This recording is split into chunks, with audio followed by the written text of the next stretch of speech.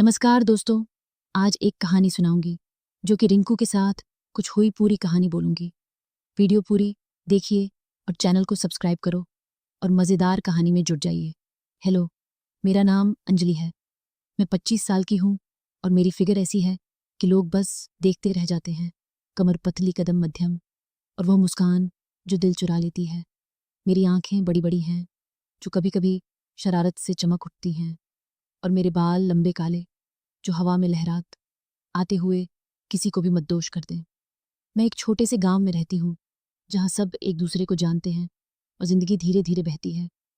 लेकिन मेरी कहानी थोड़ी अलग है क्योंकि इसमें रिंकू है, मेरा वह साथी जो मेरे दिल के करीब है। रिंकू के साथ बिताए पल ऐसे हैं कि सोचते हुए भी बदन में एक सिहरन सी दौड़ जाती है।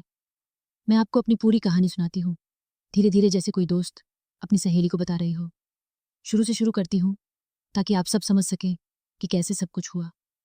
मैं जब 18 साल की हुई थी तब रिंकू से पहली बार ठीक से मुलाकात हुई। वो हमारे गांव का लड़का है, मुझसे 2 साल बड़ा, लंबा चौड़ा, और वो उसकी मुस्कान, हाय, वो तो बस जान ले लेती है। हमारा गांव छोटा सा है, नदी के किनारे बसा, जहाँ सुबह सुबह धुंध छाई रहती है और शाम को चिड़ियों की चहचहाट।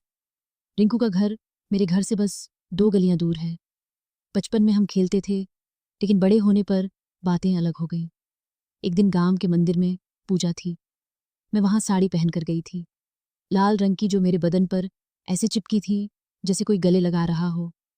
पूजा के बाद सब लोग बातें कर रहे थे और रिंकू वहां खड़ा था, अपनी आंखों से मुझे घूर रहा था। मैंने मुस्कुरा दी और वो पाई और वह पास आ गया।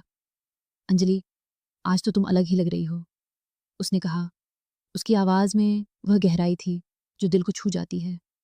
मैंने हंसकर कहा, क्यों, रोज़ क्या लगती हूँ?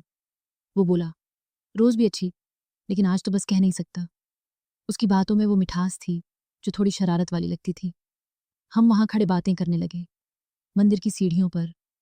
वो बताने लगा अपनी नौकरी की, शहर में जाता है लेकिन गांव आता रहता है।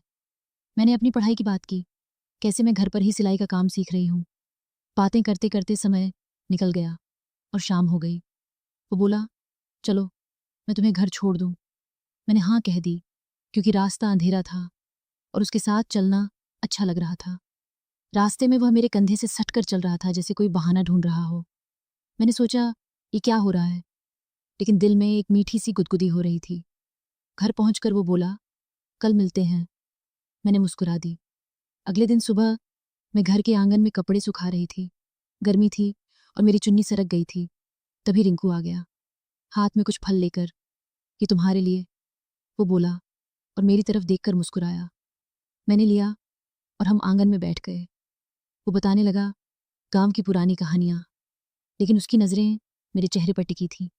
कभी नीचे सरकती तो मैं शर्मा जाती। रिंकू, तुम्हारी आंखें कहाँ घूम रही हैं? मैंने मजाक में कहा। वो हंस पड़ा, कहाँ, बस तुम्हारी मुस्कान देख रहा हूँ, वो इतनी मीठी है कि चखने का मन करता है। उसकी बात सुनकर मेरे गाल लाल हो गए, डबल मीनिंग वाली बात। लेकिन मैंने अनदेखा किया। हम घंटों बातें करते रहे। घर की छत पर चढ़कर सूरज ढलते देखा। वो मेरे हाथ पकड़कर कहता, अंजलि, तुम्हारे साथ समय कैसे निकल जाता है पता नहीं, मैं